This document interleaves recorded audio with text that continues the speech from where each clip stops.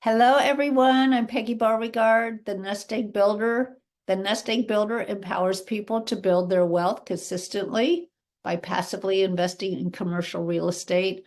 And we're really excited to have Guy Varble with us today, who is going to talk about how self-storage works in actually all, I say, he doesn't say, but I say in all economies. And I wanted to read this. I found this today and I thought this was really interesting. It's from Bob. This is Bob Proctor from his book. It's always nice to have an inspiration to start your day. So there is really no competition in the marketplace. You have a great, you'll have great masses in any profession out there making a noise. Those few souls, which are all of you who are on the show, are actually studying their craft, attempting to perfect it, stand out in a crowd like a giraffe in a herd of field mice. Just thought that was so great.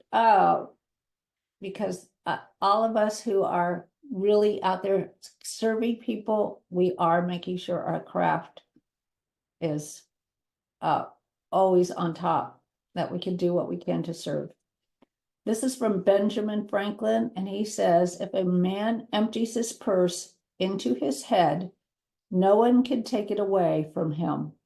An investment in knowledge always pays the best interest. I thought you, Jonna, in particular, would like that. So, oh, Kathy's here too. Oh, Kathy, you're going to have to meet Marissa. I want the two of you to meet. She and you are in the same field, and I think that you guys should have a conversation about how you support people. So today we have Guy Varble, and he is an accomplished real estate investor with a diverse portfolio that includes self-storage, single-family, multifamily rentals, residential flips, and a variety of commercial properties. His career is marked by successful management and transactions of over 10,000 units, totaling upwards of $220 million. Guy's expertise includes ground-up self-storage developments, yay, transforming big box stores into self-storage facilities, yay, and acquiring and optimizing existing properties. Guy's journey in entrepreneurship began before his academic pursuits. He is an alumnus of Westmont College, where he began shaping his business insights. This foundation was further strengthened by an MBA from Pepperdine University School. His tenure at Procter & Gamble was instrumental in developing his skills in the realm of large-scale operations and budget management, successfully contributing to projects with budgets above $180 million. Before venturing into real estate, Guy was a commercial lender in California. He currently is based in Iowa. He skillfully balances a thriving career with fulfilling family life. Married since 1998, a father of three, Guy's professional philosophy integrates the use of innovative technology in real estate with a solid grounding in corporate strategy, underpinned by a commitment to family values. We are so excited to have you with us, Guy. So very excited. Please take it away. Thank you. Hey, we should hire that guy. That guy sounds really, really good. Doesn't he sound fantastic? Somebody did a good job putting that one together. I don't know, but it's always interesting, right, to think about how you present yourself. And so it was neat that what you read here, Peggy, that was very, very appropriate, right? If we just go out and do something a little bit at a time, we're going to be part of the crowd of those field mice, right? Where what I find we do in our company is we are honing our craft every day. This is something that we do. We have daily huddles every day. We've got what we call level 10 meetings through EOS. We got those every week. And we have a tenure and a cadence in the company. And that's not only about get the job done, which is important, but it's also how are you growing? So we always have the team growing and reading and the one book that we have everybody read if you're going to work in the company is The One Thing. What's the one thing?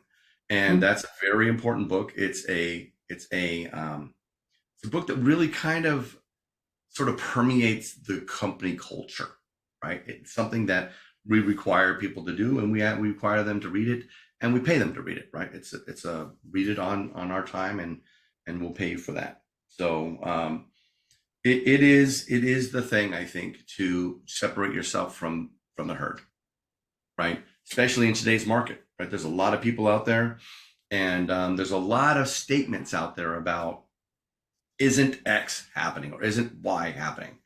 And what I get a lot of times is, isn't self-storage oversaturated? I mean, this is one of those comments that I get a lot. The other comment that I get when I tell people I do self-storage is, oh, I hear that's a great thing. I've always wanted to do it.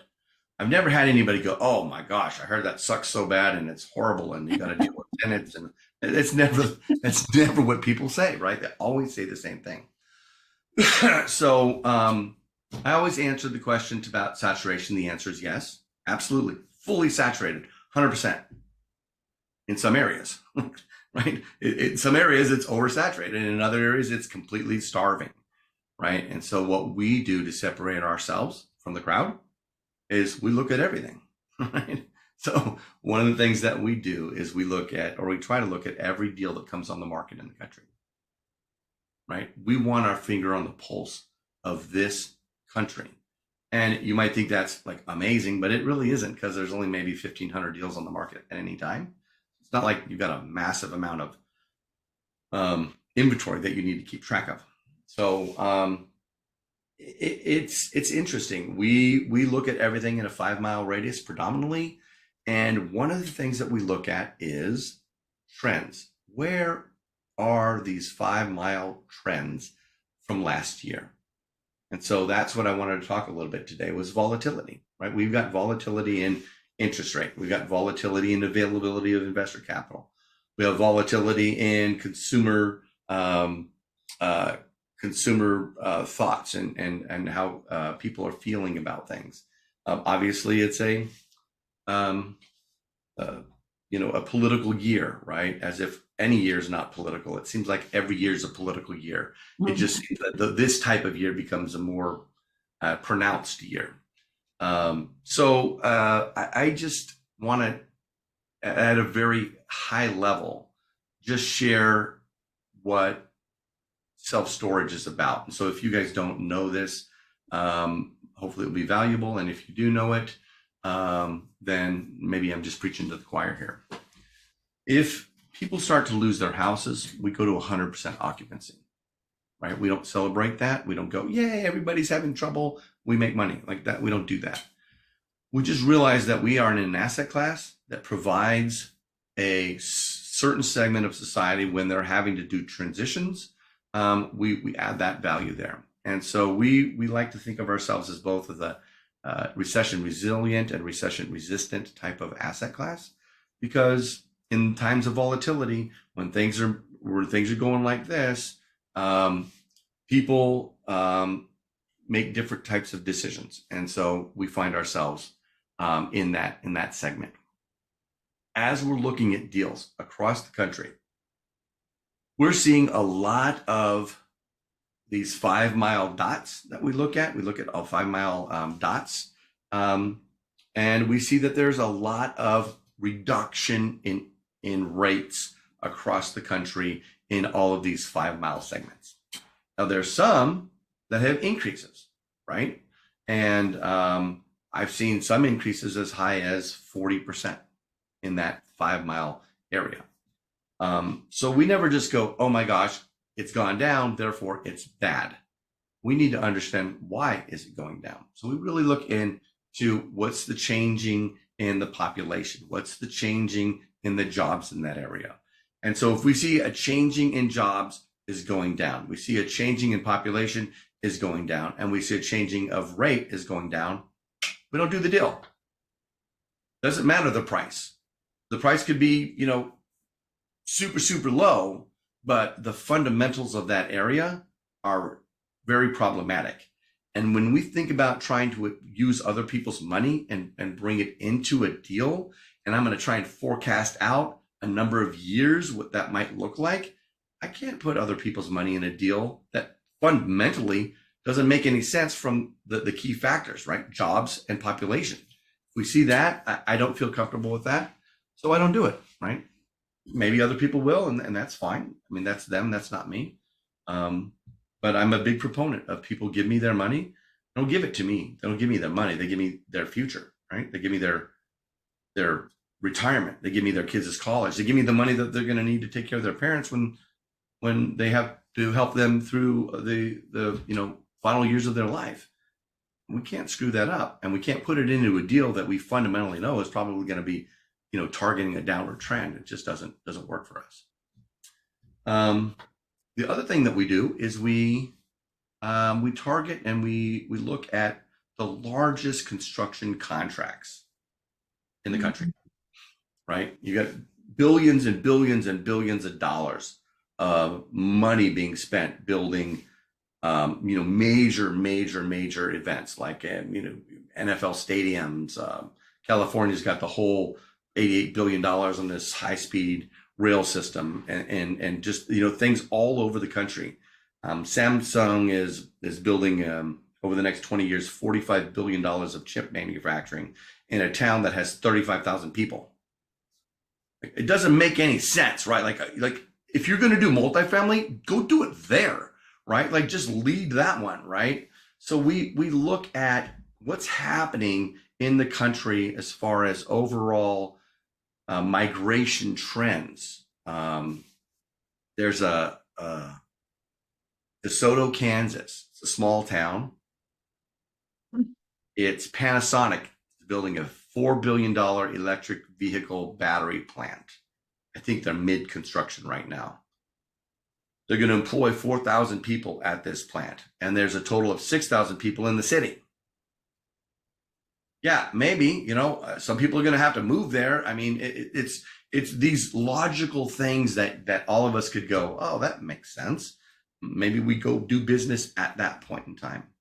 So we do that. We look at those types of things. We want to be, I don't want to lead, right? But I do want to follow. And what I want to follow is multifamily.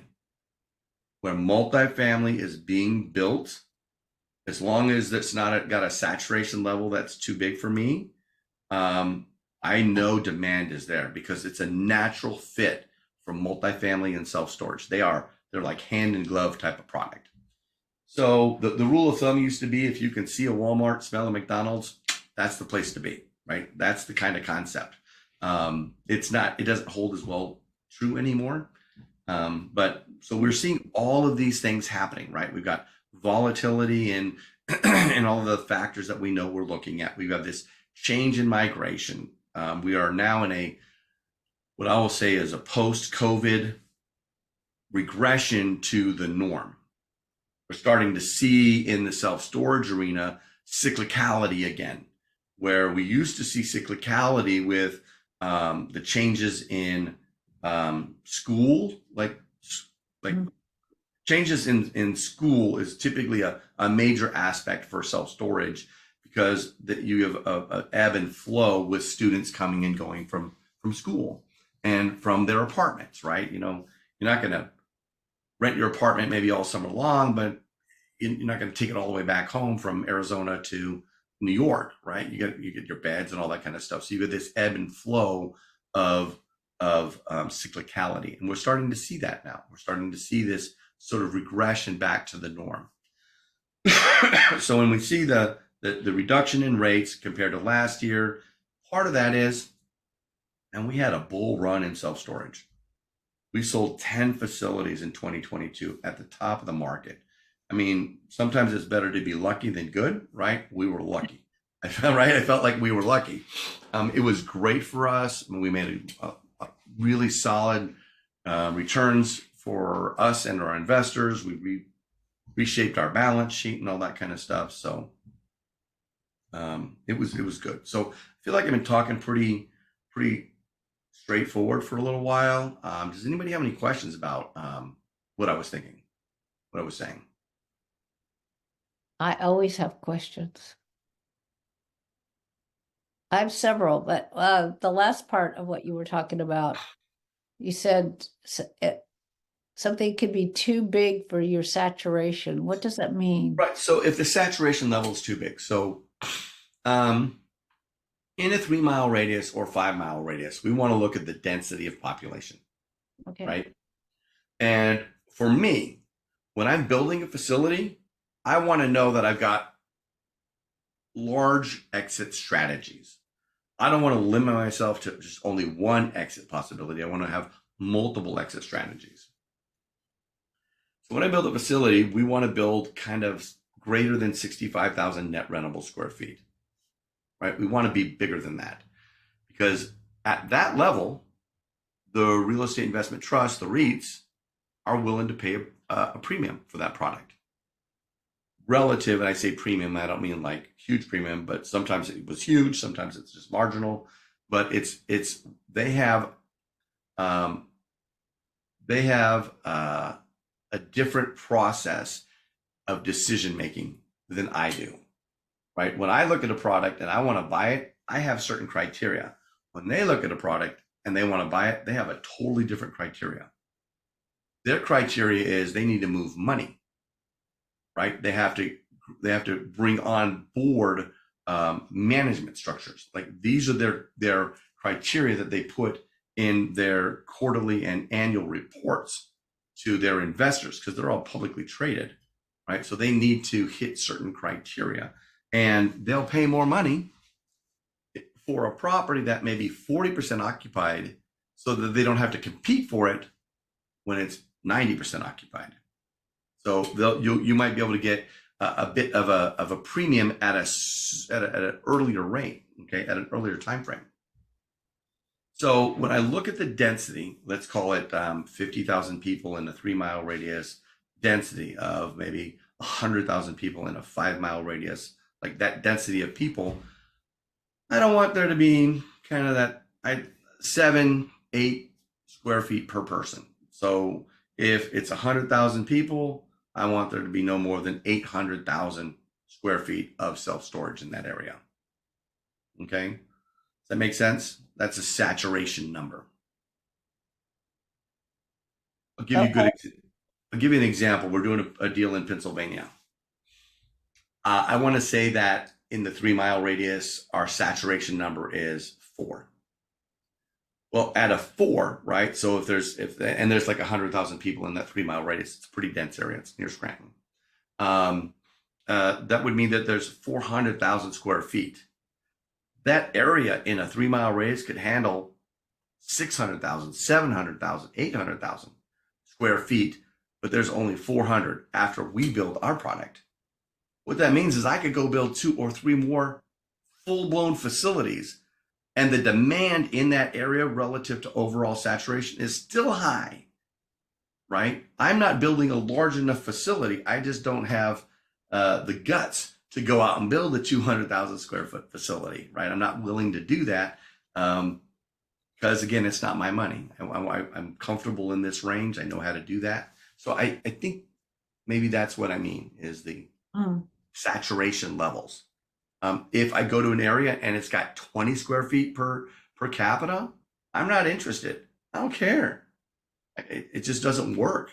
Again, well, I mean, obviously if it's uber dense, right? If you're uber dense in a 3 mile radius, you've got 300,000 people, then that's a whole different model. Downtown Manhattan, right?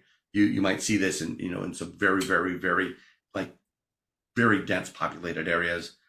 There's other numbers we do, but I typically don't compete in those areas, again, because I feel like there's some volatility there that I don't want to take on. It's not something that I have the ability to impact. And if I'm investing with other people's money, I want to make sure that I have more control and not less. That makes total sense. Plus, are you going to be able to find land at a reasonable price? It's interesting. Land price is not as big of a deal as you would think it is. Hmm. It's speed. So if I find land at, let's call it 400,000 an acre, right? Okay, so it's 4 acres. I got 400,000 acres, 1.6 million. If somebody says, "Hey, guy, I got that exact same land for 2.5 million, but it's fully entitled. You can break ground today. Let's do that." Right? Like, I mean, the speed is a huge issue here. So I'm willing to pay a premium for the land if it's fully entitled. But if I've Mhm. got to go through that entire process, it's going to take me 18 months. Uh, I mean, that's a whole nother aspect. So when we do a ground up deal of a project that might be $15 million and we paid $800,000 more, it's not a huge percentage of the overall deal, and we get the speed. And speed's a big, big, big deal, right? In every deal. We have a saying which is time hurts all deals, right? I mean, you might get lucky, right? But luck is not a strategy. So I don't want that to be my strategy. So that's why I think that as important as land value is, its speed is probably more important than land price. Thank you. And then you talked about these small towns where these companies are going to build where they're not going to have enough employees, you Mhm. think, because they need 4,000 people, there's only 6,000, and the extra 2,000 could be kids, for instance, not knowing enough about that particular town. Sure. But you're going to wait for the multifamily to go in before you would put in self-storage. Right. So depending on the type of construction and the length of time of the construction.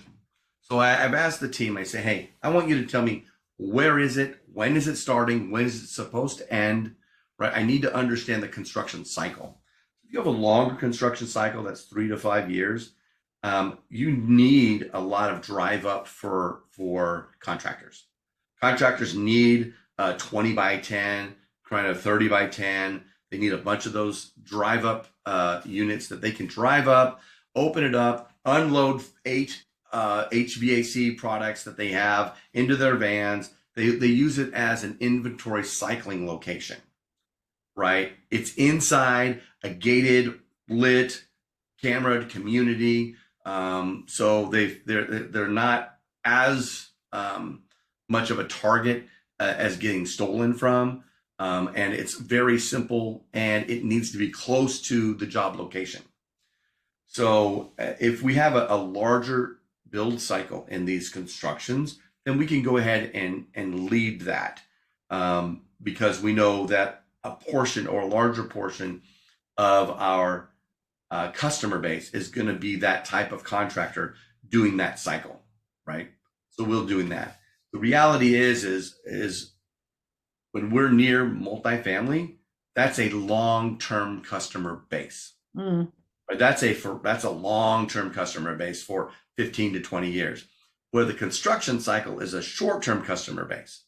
So I don't want to lead multifamily too fast, and say, look, we're going to go do this, and then multifamily comes in 3 years later. That's too much, right? So we want to make sure that as we target that type of a facility, that type of location, we're talking to the P&Z, the planning and zoning, permitting and zoning kind of groups, and finding out, hey, how many multifamily projects do you have in the pipeline? How many have been approved? How many have pulled permits? When are they breaking grounds? Those kind of questions. Okay, good. And then I'm thinking, well, and those guys also need a place to sleep after they store their stuff at the self-storage. They need to be in a Motel 6 or Right? something like that. And are there any of those around in a town of six? I'm in a town of 11,000. We have one real B and B, Right? and that's the jailhouse that's in the old city hall. Right? It only Right? sleeps one couple. That's it. So we don't have anything in our town either. Of course, we're surrounded by Pasadena, Arcadia, which has plenty of places to sleep. But Massive, right? it sounds like because you said there's only 6,000 people in this town, are there no surrounding towns? There are. So as you go west or east, you're going to run into Kansas City, right? So Kansas City is to the east, and to the west. Can't remember. It's another larger town that you would recognize.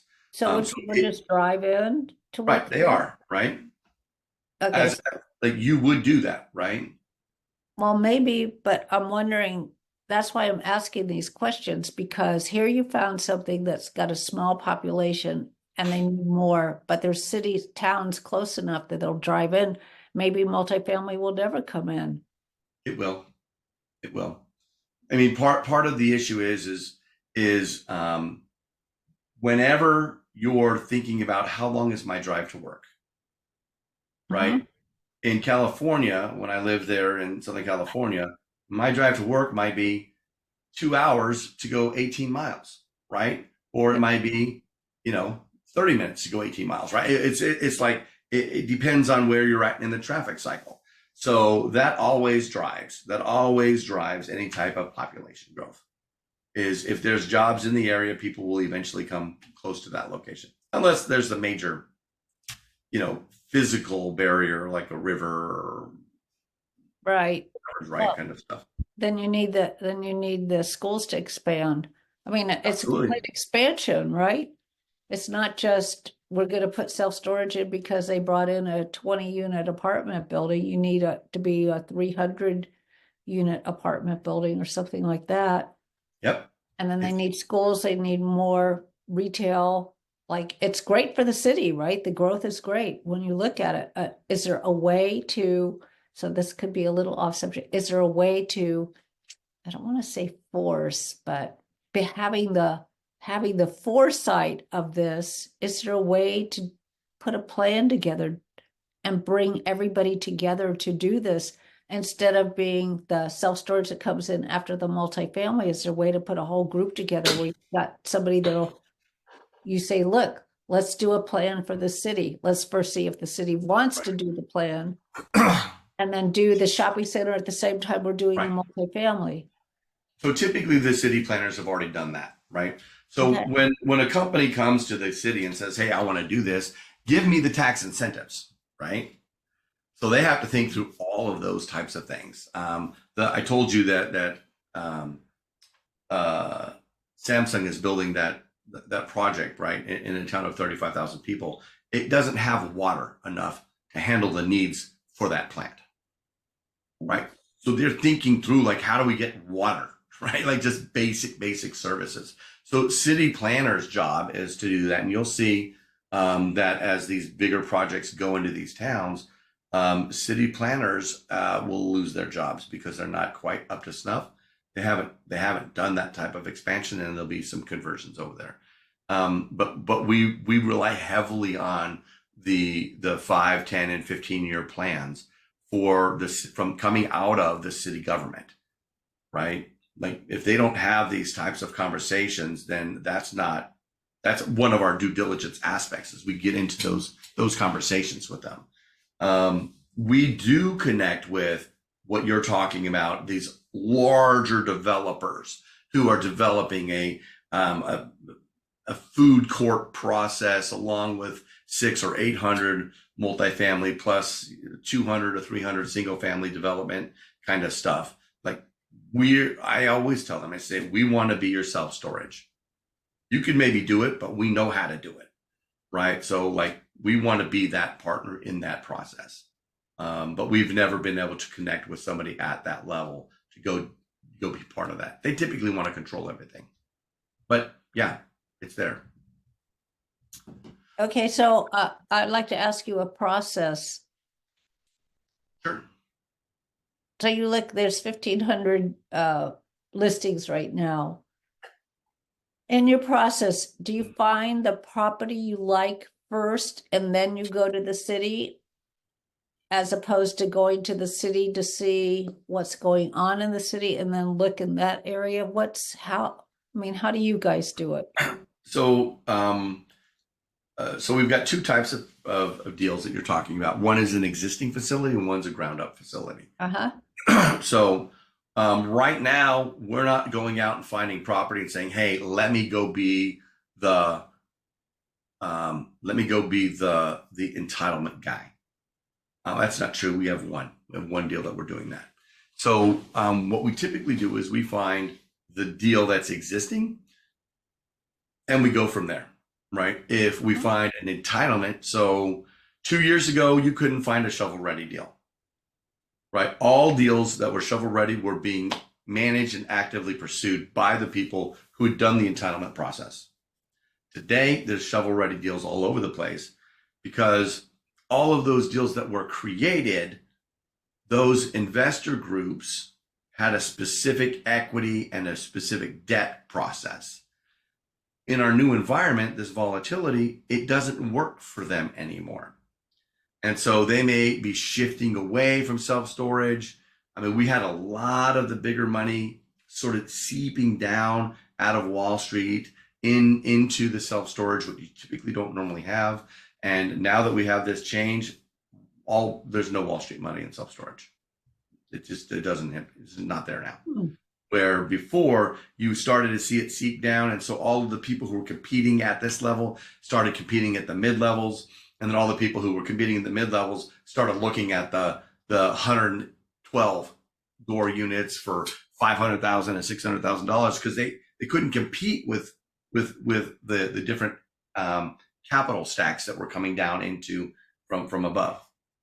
So that's changed, right? In today's market, you don't have these capital stacks that had significant money. Although, I mean, you have some weird stuff happening. There's a company out there, they raised $3 billion.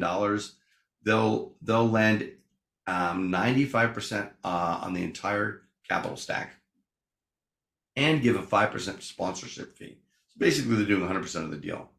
They want 13% on the money that they put in, and they want half of the deal.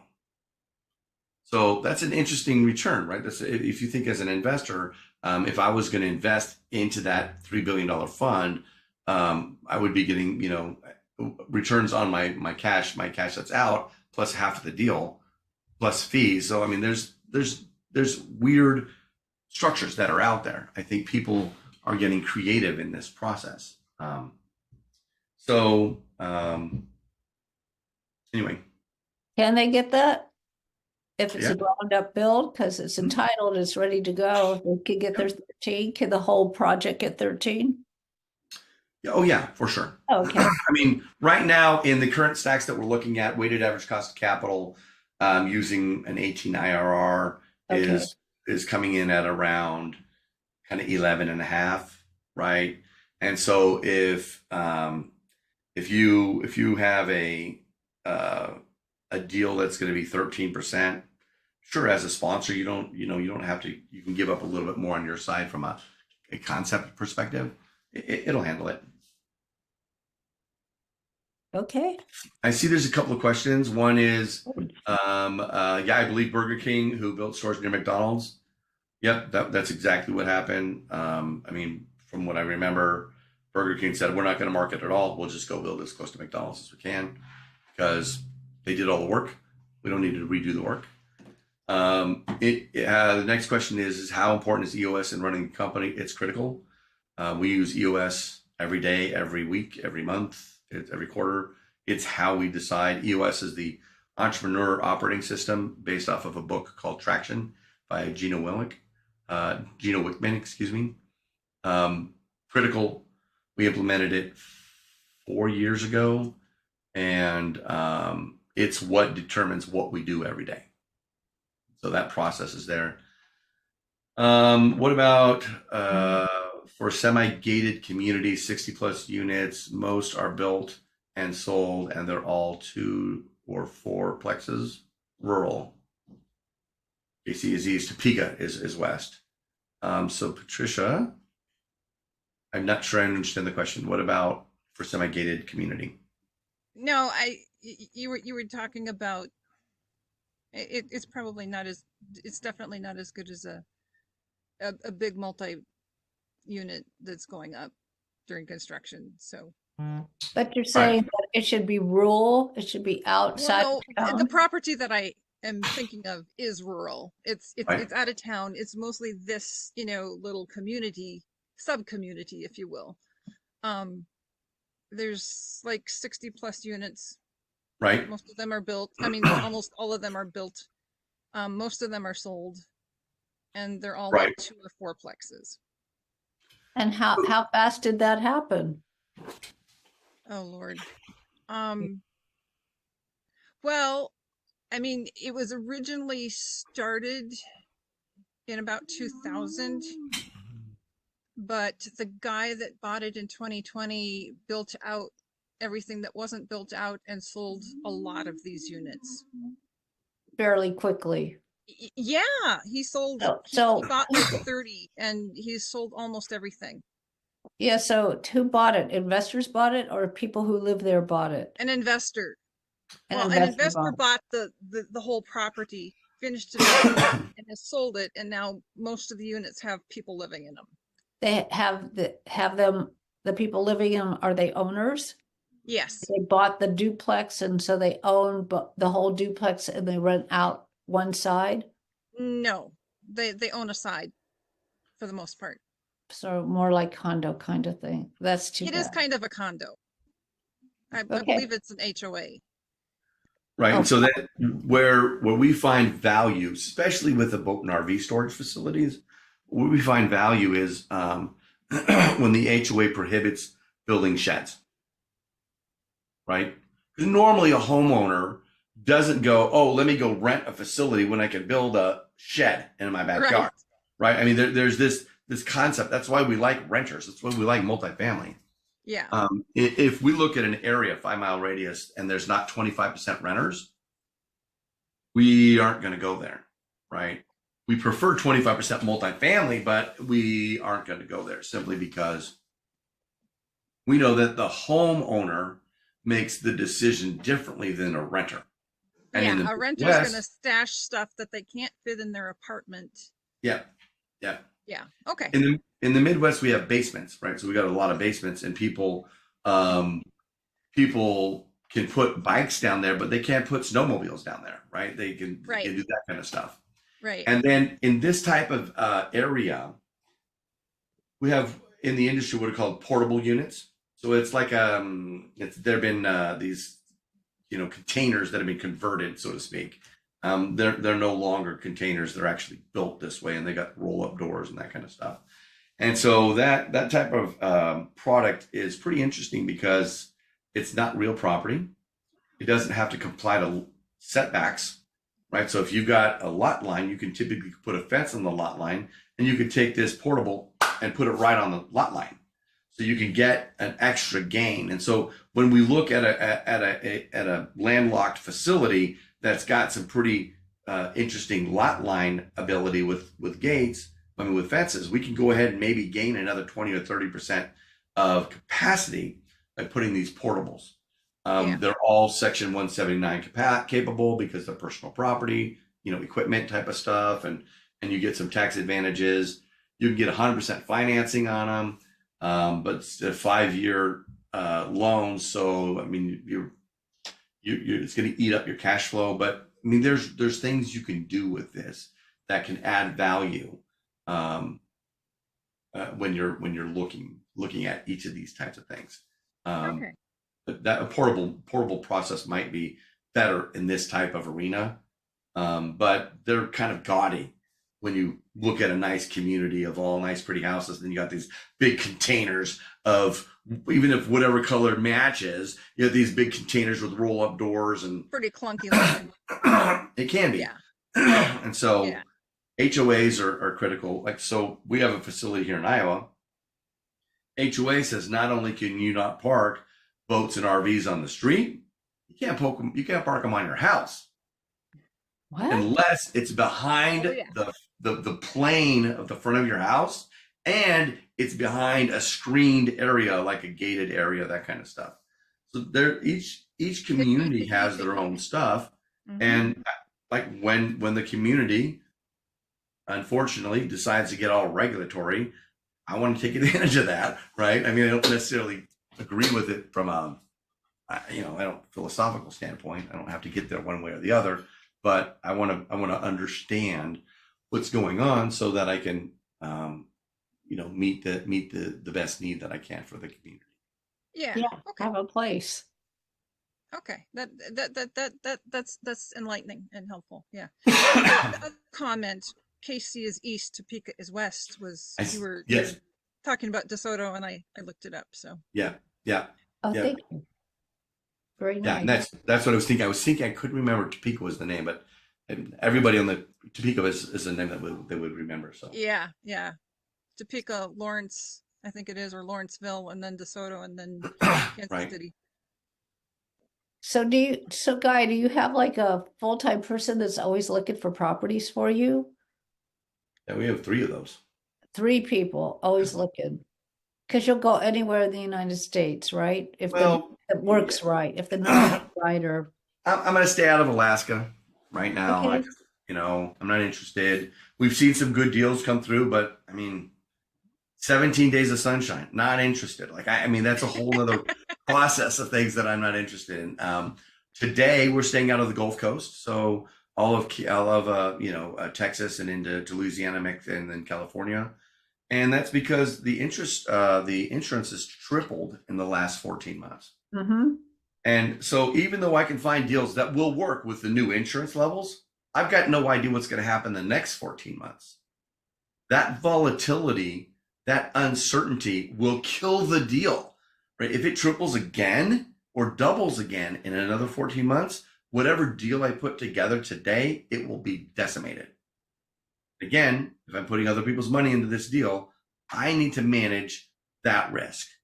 It's my job to be the guy who's looking at all this stuff so that the passive or limited partner investors in the deals, they don't have to, right? And I kind of think of it this way.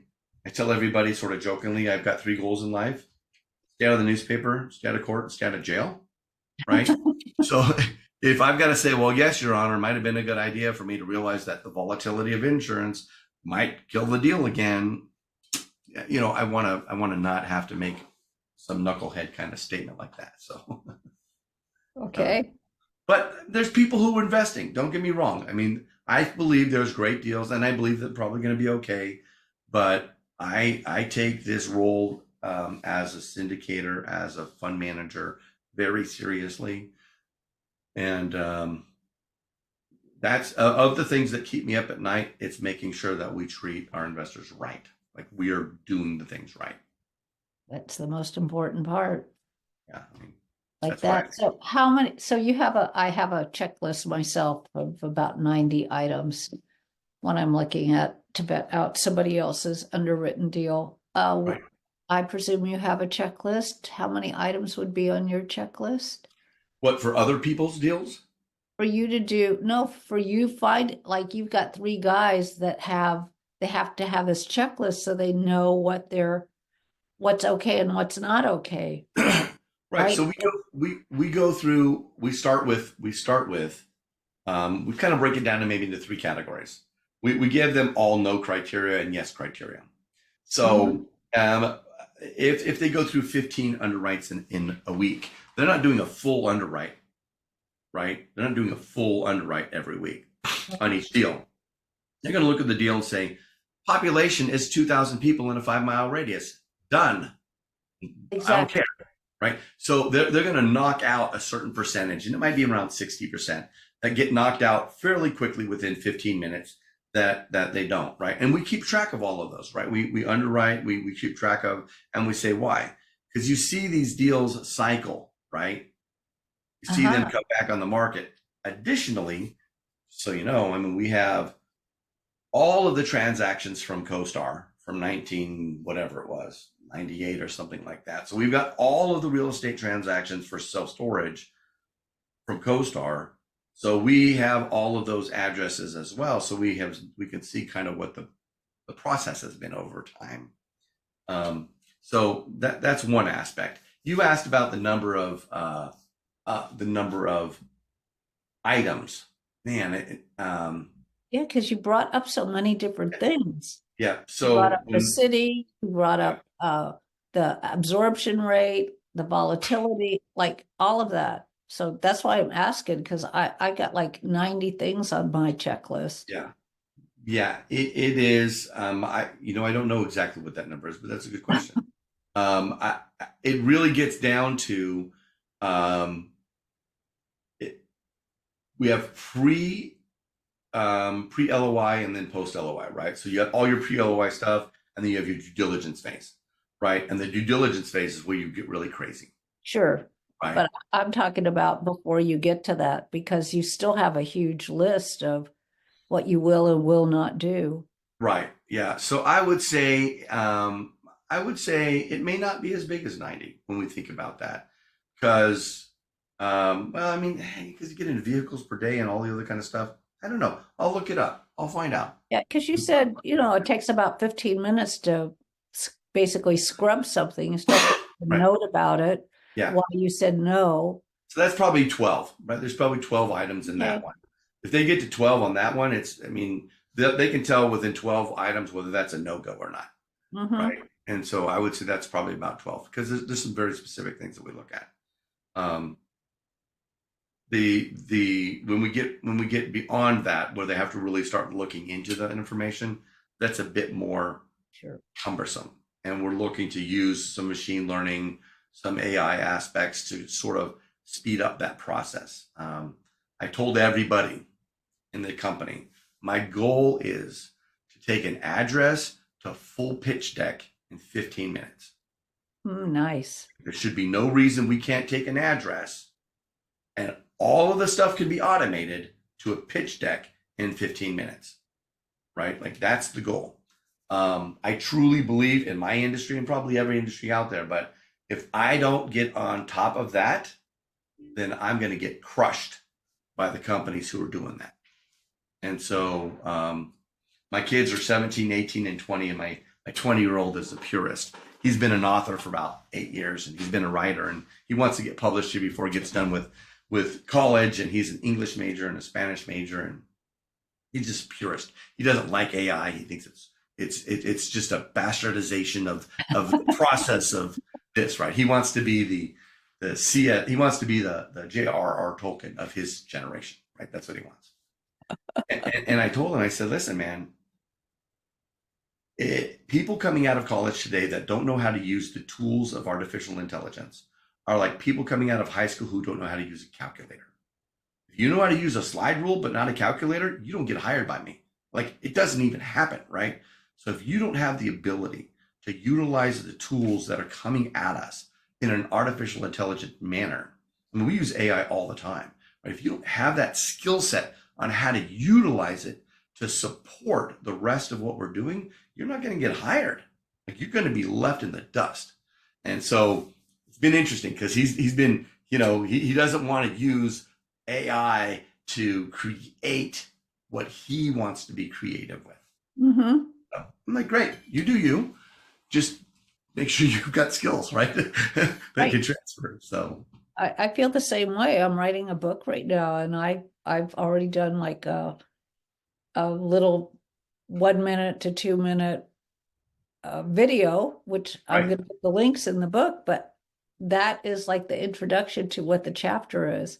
Because I've done AI, it doesn't sound like me, does not creative like I am, doesn't look right, at things the way I look at it. So I thought I could create the chapter. It's going to be a short chapter anyway, and just throw it into AI and have it take a look. Right. So still use it, but use it right, in a way that's gonna, and I'm gonna have AI do the transcription on the videos. right. I don't have time to do that. Right. And there are skills, there are things out there that we're using Perplexity AI right now. We use it to create pitch decks, right? I mean, we just throw the information that we give the data and create the pitch deck, and then we pull the pitch deck and verify it's along the same terms, and it's learning over time how we want it to look and feel and say and stuff. So it's this repetitive, interactive experience that's happening. It's been interesting for me, because I've got feelings going back and forth. But I can tell you that I've got some really good friends, and they do kind of online. They're all kind of online companies. They're selling programs and all that kind of stuff. And one of them had 30 copyrights. They had 30 copywriters on their staff. And how copy works, because you can see what your pay-per-click is, what your throughput is, what your conversions are, and all that stuff. and they started using different AI products to write for them, and better than half of their staff. They get better click rates, they better throughput rates. So Mm. at some point in time, you got to understand, if you're a writer, if you're doing copy, that you're going to be competing with things that are better than you, simply because it gets a better click through rate. I'll Now, keep that in mind. I mean, somewhere along the line, I mean, I don't do that. Marketing, I'm horrible at that. That's the one thing I know for sure you don't want me in charge of. But I work. That's why I work with other marketing people all the time, because it's just not my skill set. So, if nobody else has a question, I have one last question for you, Guy. Sure. What is the most interesting or challenging that's ever come across your desk that you either said yes or no to? It doesn't matter, just something that was really interesting and different. You mean life in general, or No, business, or with the self-storage. yeah? Um.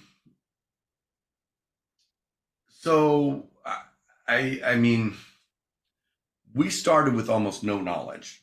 I mean, we had education, but no knowledge. And so we've learned through experience a lot of these things. And the self storage industry is extremely open, right? You go to a self storage association conference at Vegas or whatever, and the companies say, hey, here's how we market.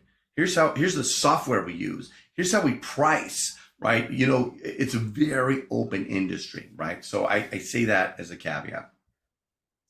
Um, in the self storage arena, on a deal level, I almost bought a facility in Louisiana. So it was probably last year. And something didn't seem right. The seller was using a broker. I knew the broker. Something didn't seem right. Something seemed off. I can't remember what it was.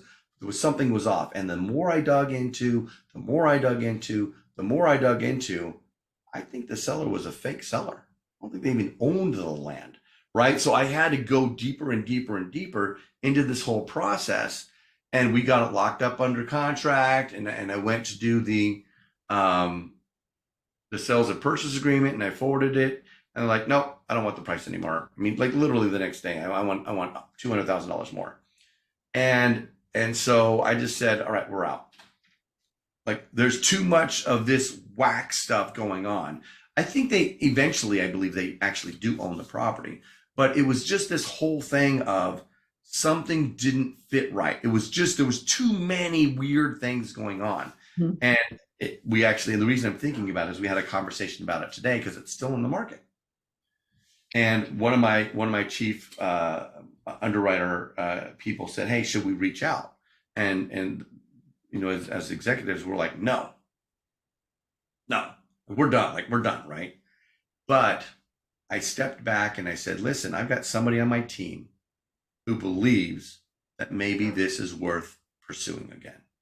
It's better for me to say yes to my team member, to empower them to go out and try and make it happen and figure it out, than to have to come to me and say, should I or shouldn't I? So giving up on my belief, right? I'm still not going to sign the contract if it comes back and all this other stuff, if we can't do the diligence that we need to. But it's this, I'm building a team of people that I want to feel empowered to go forward.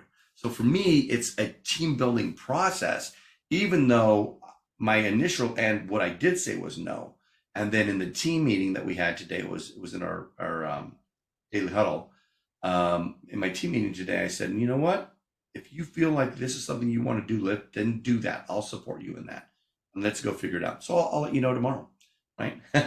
See how it goes. Wow, that's really great. Well, Guy, thank you very much for coming on today. It was really great. We hope you'll come back again when you do get something that you're ready to raise funds for. We'd love to have you come on and talk about it and how it works and what might be good for the investors. So thank you for Perfect. coming. All right. Shall we go ahead and leave? Or should I stay on?